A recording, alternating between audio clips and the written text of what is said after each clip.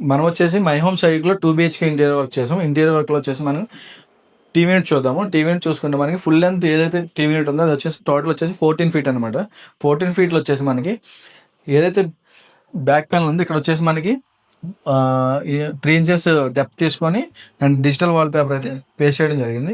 Design purpose బ్యూటిఫుల్గా వచ్చింది. And back side చూసుకుంటే లోవర్స్ ప్రొవైడ్ చేసాం. సేమ్ కలర్ అయితే ఉందో కింద మన బేబీకి 4 డ్రావర్స్ ప్రొవైడ్ చేసాం. అండ్ సెటప్ బాక్స్ కోసం 2 షట్టర్స్ అయితే ప్రొవైడ్ చేయడం జరిగింది.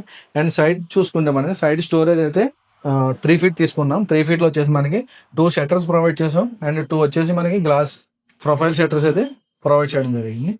మనకి సోఫా బ్యాక్గ్రౌండ్లో ఏదైతే బ్యాక్ అండ్ వాల్ ఏదైతే ఉందో దానికైతే సింపుల్గా మనకి పీవీసీ మోల్డింగ్స్ అయితే డిజైన్ చేయడం జరిగింది. 2 స్టెప్స్ డిజైన్ అయితే చేయడం జరిగింది. అండ్ సీలింగ్ కూడా మనకి ప్లెయిన్ సీలింగ్ తీసుకున్నాం విత్ ప్రొఫైల్ లైట్స్ అయితే ప్రొవైడ్ చేసాం అనమాట.